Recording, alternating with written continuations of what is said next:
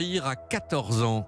14 ans d'un coup de couteau donné par un adolescent du même âge. Les deux bagarres mortelles survenues en moins de 24 heures dans le même département n'ont a priori rien à voir. Les deux villes de Saint-Chéron et Boussy-Saint-Antoine sont distantes de 45 km, mais dans les deux cas, des bandes de collégiens désœuvrés, des batailles de territoire, une violence qui n'est pas forcément liée à des trafics.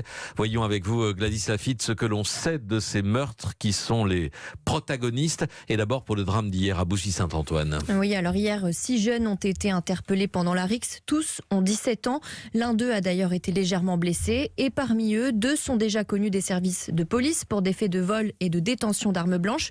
Comme un couteau, par exemple, c'est considéré comme une arme de catégorie D, dont le port est interdit aux mineurs d'une part, et qu'il est interdit d'avoir sur soi sans motif légitime. Par exemple, pour mieux affronter une altercation ou un danger, ça ne constitue pas un motif légitime en soi. C'est apprécié au cas par cas par les policiers. Dans cette affaire, il y a aussi une 7e personne en garde à vue. Il se présente comme l'auteur des coups de couteau. Il a 15 ans. Il s'est rendu de lui-même au commissariat hier soir et lui aussi est connu pour un fait de port d'armes blanches. À Saint-Chéron, le profil de la victime est celui d'une adolescente en grande difficulté scolaire. Oui, Lily Bell, elle a 14 ans, elle est collégienne, la plus jeune d'une fratrie de 4 enfants, renvoyée de plusieurs établissements. Elle faisait même l'objet d'un suivi éducatif par un juge des enfants et venait d'intégrer ce qu'on appelle une classe relais spécialisée dans l'accueil d'élèves en marginalisation scolaire.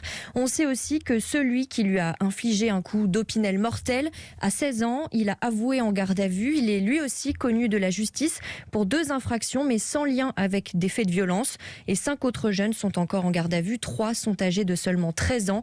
Ils avaient été interpellés alors qu'ils prenaient la fuite après la rixe. Gladys Lafitte.